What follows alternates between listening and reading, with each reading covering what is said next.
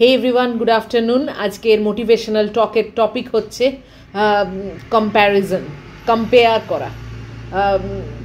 যারা নতুন বিয়ে করতে চলেছো বা রিসেন্ট বিয়ে হয়েছে, আমি তাদের জন্যেই এই মেনলি বিভিন্ন টপিকে আলোচনা করছি। অবশ্যই পরে অন্য কোনো টপিকও নিশ্চয়ই আলোচনার মধ্যে রাখবো, তবে লেটেস্ট এখন এই টপিকের ওপরেই বিভিন্ন যে অ্যাঙ্গেল থেকে প্রবলেম সৃষ্টি হয় সেইগুলো নিয়েই কথা বলবার চেষ্টা করছি। তো আজকের যে টপিকটা সেটা হচ্ছে যে কম্পেয়ার করা। সেটা যে নতুন বিয়ে করছে, যে মানে হাজব্যান্ড হচ্ছে তারও ক্ষেত্রেও বলবো, যে নতুন ওয়াইফ হচ্ছে তার ক্ষেত্রেও বলবো, মানে ব্রাইড গ্রুম দুজনকারই, ইভেন যে শাশুড়ি মা হচ্ছে তার জন্যেও বলবো। সবার জন্যেই কিন্তু এটা অ্যাপ্লিকেবল। আজকে যে কথাগুলো বলছি সেটা হচ্ছে, কখনো কারুর সঙ্গে নিজেকে বা নিজের বৌমাকে বা নিজের ওয়াইফকে কম্পেয়ার করবে না, তাহলে কিন্তু সংসারে অশান্তি হবেই। অনেক সময়তেই দেখা যায় যে শাশুড়ি আরও হয়তো নিজের কিছু রিলেটিভের সঙ্গে বসেছেন বা কোনো বান্ধবীদের সঙ্গে কথা বলতে বসেছেন, সেখানে এই টপিকটা উঠে আসে যে হ্যাঁ, ওর বউ তো এই করে, আমার বউ এই করে, আমার বউ এটা করে না, ওর অমুকের বউ এইটা করে, অমুকের বৌমা এত ভালো, অমুকের বৌমা এই লেখাপড়া করেছে, অমুকের বৌমা এই করে, এই কাজ করতে পারে, এত কাজ করে, আমার বৌমা করে না। এই কম্প্যারিজনটা কিন্তু একদমই হেলদি একটা রিলেশনশিপ তৈরি করতে সাহায্য করে না, এটা বরং অশান্তি ডেকে আনে। আর যারা নতুন ব্রাইড হচ্ছ তাদেরও বলবো, কখনো না নিজের অন্যান্য বন্ধু বান্ধবদের দেখে বা অন্যান্য কোনো রিলেটিভদের দেখে বা তাদের কোনো কথায় মানে কথা শুনে ইন্সপায়ার হয়ে এই সব চিন্তাগুলো কখনো মাথায় আনবে না যে দেখো ওর বর এরকম করে, ওর বর এত কামায়, ওর শাশুড়ি এত ভালো, ওর শাশুড়ি এরকম করে, আমার এরকম হলো না, আমার এরকম শাশুড়ি করে না, আমার হাজব্যান্ড এরকম করে না। এই সব জিনিসগুলো কিন্তু একদম মাথার মধ্যে আনবে না। এই কম্প্যারিজন ব্যাপারটাই, কম্পেয়ার করার জিনিসটাই কিন্তু ভীষণ ভীষণ ক্ষতিকারক। এবং একটা ছেলেকেও বলবো, সেও যখন বিয়ের পরে নিজের বন্ধু বান্ধবদের সার্কেলে যায় বা নিজের অফিসে ফিরে যায়, তখন বিভিন্ন রকম যখন বন্ধুদের সঙ্গে আলাপ আলোচনা করে বা আড্ডা মারে, তখন যেন এই কথাটা কখনো না তার মাথায় আসে যে ওর বউ এই করে, ওর বউ এত ভালো, ওর বউয়ের এরকম হয়েছে, ওর বউয়ের বাড়ির থেকে এই দিয়েছে। না, এইটা কখনোই কিন্তু কোনো রকম কম্প্যারিজন নিজেদের ক্ষেত্রে আনবে না। এটুকু জানবে যে সবার লাইফ আলাদা, সবার ফ্যামিলি আলাদা, সবার বাড়ি আলাদা, সবার ক্ষমতা আলাদা। তুমি যেটা পেয়েছো সেটা হয়তো অন্য কেউ পায়নি, আবার তুমি যেটা পাওনি সেটা হয়তো অন্য কেউ পেয়েছে। তো এই নিয়ে যদি মাথার মধ্যে সবসময় কম্পেয়ার একটা মানে মানসিকতা রাখো, তাহলে কিন্তু সংসারের মধ্যে অশান্তি সৃষ্টি হবে এবং হ্যাপিলি একটা যে লাইফ মেনটেন করা সেটা কিন্তু দুর্বিষহ হয়ে যাবে। এবং এটা শুধু যে নতুন বিয়ে হচ্ছে ব্রাইড তার জন্য অ্যাপ্লিকেবল নয়, বললামই তো, পারিপার্শ্বিক যারা আছে তাদের জন্যও এটা অ্যাপ্লিকেবল এবং যে হাজব্যান্ড হচ্ছে তার জন্যও এটা অ্যাপ্লিকেবল। কে কি করছে, কার বউ কেমন, কার শাশুড়ি কেমন, কার বাড়ি কেমন, এইগুলো চিন্তার মধ্যে আনা একদমই উচিত না। কেননা সবাই আলাদা, সবার ফ্যামিলি আলাদা, সব বাড়ির মধ্যে, সব সংসারের মধ্যে প্রজ অ্যান্ড কনস দুটোই থাকবে। এটা মানসিকভাবে প্রিপেয়ার হয়েই বিয়ের পিঁড়িতে বসা উচিত। হ্যাঁ, এক্সট্রিম কেস যেগুলো আছে সেগুলো তো আছেই, সেগুলো আমি তো এক এক করে আলোচনা করছি। কিন্তু এই যে কম্প্যারিজন, যে আমার এটা নেই বা ওর ওটা আছে, না, সবাই কিন্তু সব কিছু ভালো পায় না এবং সব কিছুই যে তোমার একদম 100-এ 100 হবে বা তুমি সব ক্ষেত্রেই যে একদম বেস্ট জিনিসটা পেয়েছো, এটাও কিন্তু না হতে পারে। এবং তার জন্যে কিন্তু এই মাথায় যদি কম্পেয়ার ব্যাপারটাকে চালাও না, তাহলে দেখবে এটা আরও বেশি প্রমিনেন্ট হয়ে যাবে এবং মানে হ্যাপি থাকাটা তখন খুব টাফ হয়ে যাবে। তখন সবসময় মনে হবে আমি এটা পাইনি, আমি ওটা পাইনি, আমার হাজব্যান্ড এরকম, আমার শাশুড়ি এরকম, আমার বউ এরকম। এরকম করলে মানে মাথা পাগলের মতো হয়ে যাবে। রিল্যাক্স রিল্যাক্স, তুমি যেটা পেয়েছো সেটা নিয়েই খুশি থাকো। তুমি যেটা পাওনি সেটা জানবে তোমার জন্য ছিলই না, তোমার হওয়ারই কথা নয়। আর সব থেকে বড় কথা, শাশুড়ি দিক থেকে বলছি, হাজব্যান্ডের পয়েন্ট অফ ভিউ থেকে বলছি, যে ব্রাইড হয়েছে তার পয়েন্ট অফ ভিউ থেকে বলছি। বিয়েটা করার আগে তো সব কিছু চারদিক দেখেই তো তোমরা রাজি হয়েছো যে হ্যাঁ আমি এই ছেলেকেই বিয়ে করব, বা আমি এই মেয়েকেই বিয়ে করব, বা আমি এই মেয়েকেই, শাশুড়ি নিশ্চয়ই চিন্তা করে রেখেছিল যে আমি এই মেয়েকেই বউ করে আনবো। তাহলে এতখানি ডিসিশন যখন নেওয়া হয়েছে, তখন হয়ে যাবার পরে আর এইগুলো চিন্তা করা একদমই উচিত না যে এটা হলে ভালো হতো, ওটা হলে ভালো হতো, এই রকম বউ হলে ভালো হতো, ওরকম শাশুড়ি হলে ভালো হতো না। এটা চিন্তা করা উচিত ছিল অনেক আগে।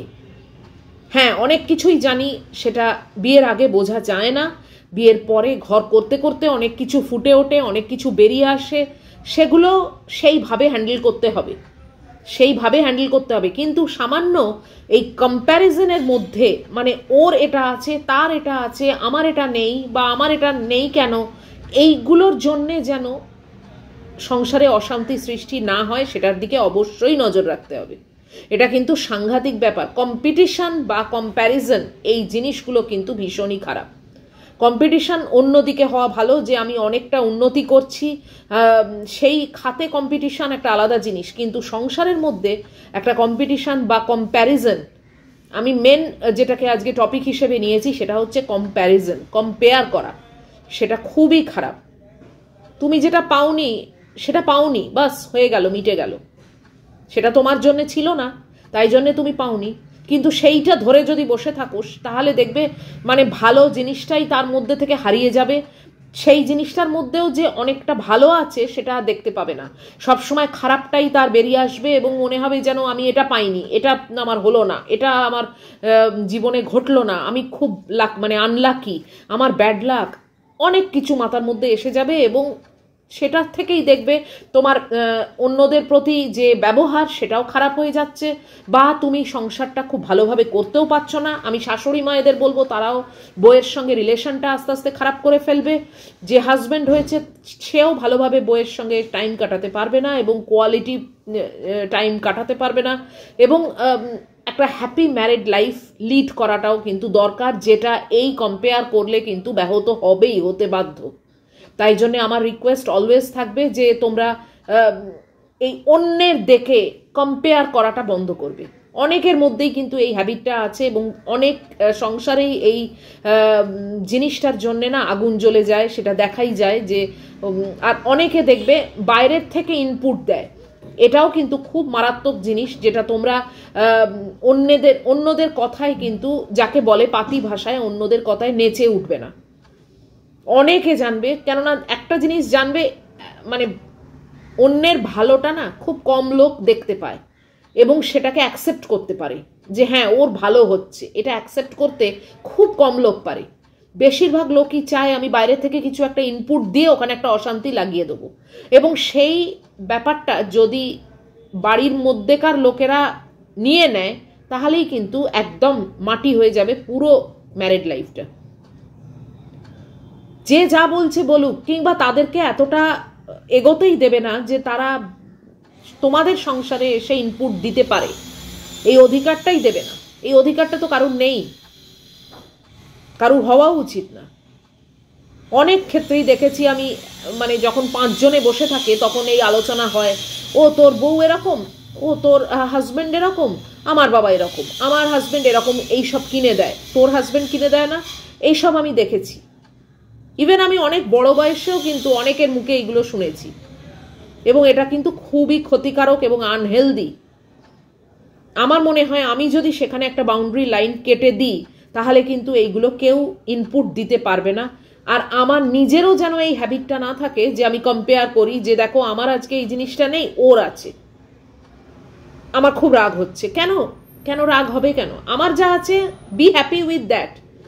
তোমার যেটুকু আছে, তুমি যাকে হাজবেন্ড হিসেবে পেয়েছো বা যাকে শাশুড়ি হিসেবে পেয়েছো, তুমি সেটাকে নিয়ে থাকো, সেটাকে নিয়ে হ্যান্ডেল করো। সেটা খারাপ হতে পারে, তুমি সেটার মতো স্টেপ নাও, বা সেই মতো তুমি কিভাবে কি চালনা করবে সেটা দেখো, বা যদি সে ভালো হয় তাহলে তুমি সেই লাইফটাকে লিড করো এনজয় করে। কিন্তু সেটা পুরোপুরি ঘরের ব্যাপার, ব্যক্তিগত ব্যাপার। কারোর সঙ্গে কম্পেয়ার করে কখনো খুশি থাকা যায় না, সুখী থাকা যায় না।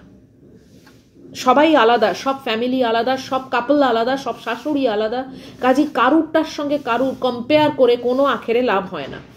তাই এটা আমি বলবো একদমই কেউ করো না। এটা করা কিন্তু ভীষণই আনহেলদি, এবং for the sake of your own family, তোমাদের নিজেদের ম্যারিড লাইফ ভালোভাবে কাটাতে গেলে এই কম্পেয়ার করা জিনিসটাকে বন্ধ করো। তো আশা করি আজকের এই ছোট্ট আলোচনাটা একটু হলেও তোমাদেরকে হয়তো কিছু পাল্টাতে সাহায্য করবে, এবং যদি একজনকেও পাল্টাতে সাহায্য করে সেটাই হবে আমার সাকসেস। আমি রোজ চেষ্টা করছি কিছু না কিছু নিয়ে আলোচনা করতে। হয়তো তোমরা অনেকেই ভাববে যে আমি কি সব জানি, না সেটা নয়, কিন্তু অভিজ্ঞতা আমার অনেকটাই হয়েছে, এবং সেই অভিজ্ঞতার উপর ভর দিয়ে আজকে ছোট ছোট একটু এপিসোড তৈরি করবার মতো ক্ষমতা আমার আছে, এবং সেই জন্যেই তোমাদেরকে চেষ্টা করছি কিছুভাবে হেল্প করতে।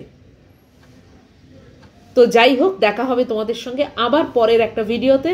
টিল দেন তোমরা খুব ভালো থাকবে, সাবধানে থাকবে, এবং তোমাদের এই টপিকটা কেমন লাগলো অবশ্যই তোমরা সেটা কমেন্ট বক্সের মাধ্যমে লিখে জানাবে।